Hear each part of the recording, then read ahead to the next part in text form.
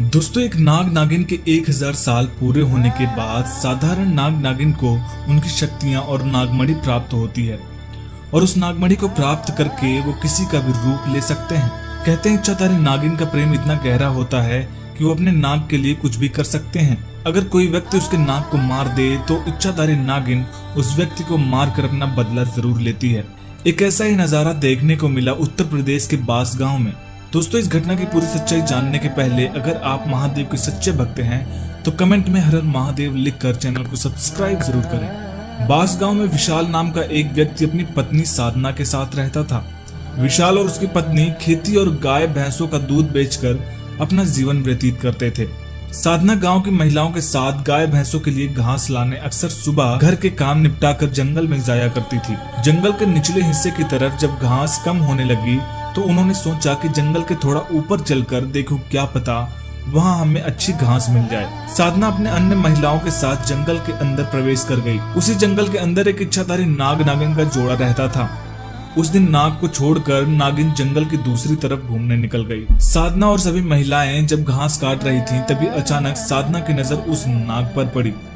साधना नाग को देखकर अचानक से डर जाती है और बिना कुछ सोचे समझे पास में ही पड़े पत्थर उठाकर मारने लगती है। पत्थर लगने की वजह से वहीं पर नाग की मौत हो गई। साधना ने एक लकड़ी के सहारे पहले तो देखा कि सांप कहीं जिंदा तो नहीं, और फिर उस लकड़ी के सहारे ही उसे झाड़ी में फेंक दिया और घास लेकर वहां से चली गई।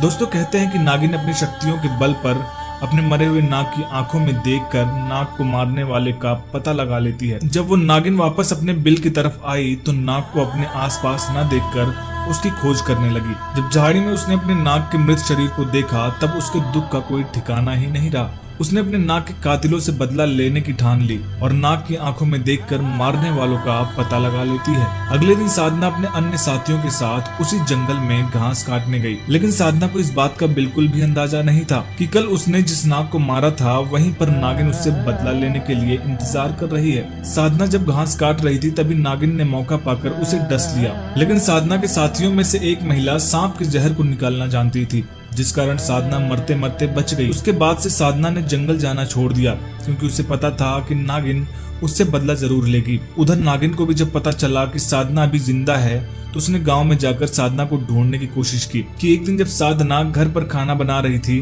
तभी उसने अपनी रसोई के घर के दरवाजे के पास वही नागिन को देखा। उस नागिन को देख साधना तुरंत वहां से भाग गई। साधना ने कई बार पहले भी उस नागिन को अपने घर के आसपास देख चुकी थी। साधना नागिन से पूरी तरह परेशान हो चुकी थी। शाम को जब विशाल घर आया तो साधना ने पूरी सच्चाई विशाल से बताई। विशाल एक अच्छे सपेरे को जानते थे। वो साधना को लेकर उसके पास गए। साधना को देखते ही उसने पहले ही बता दिया कि साधना पर एक नागिन का साया चढ़ चुका है और नागिन अपने मरे नाग का बदला लेना चाहती है। सपेरे ने यह भी बताया कि इच्छाधारी नाग नागिन एक दूसरे के बिना नहीं रह सकते और अगर कोई व्यक्ति नाग और नागिन में से किसी एक को मार दे तो अपना बदला उस व्यक्ति को मारकर जरूर पूरा करती हैं। फिर उसी सपेरे ने साधना से पूछा कि क्या तुमने किसी नाग को मारा है। साधना ने जंगल में सांप वाली सारी घटना बता दी। घटना सुनने के बाद सपेरों ने बताया कि हमें उस नाग का पूरी विधि विधान से अंतिम संस्कार करना पड़ेगा, जिस तरह एक व्यक्ति का किया जाता है।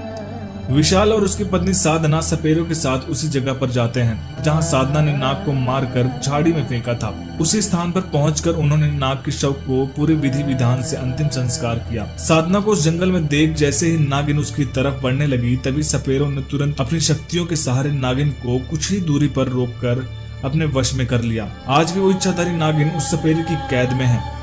लेकिन दोस्तों, कभी भी किसी जानवर को ऐसे नहीं मारना चाहिए। जैसे हम इंसानों में एक दूसरे के प्रति भावनाएं होती हैं, वैसे ही जानवरों में भी होती हैं। अगर आप जानवरों के साथ ऐसा बर्ताव करेंगे तो उन्हें मजबूर होकर ऐसे कदम उठाने पड़ेंगे। इस सच्ची घटना के बारे में आपका क्या कहना है हमें कमेंट करके जरूर बताइए और ऐसी अमेजिंग वीडियोस के लिए चैनल को सब्सक्राइब करके बेल आइकन जरूर प्रेस करिए। हर हर महादेव।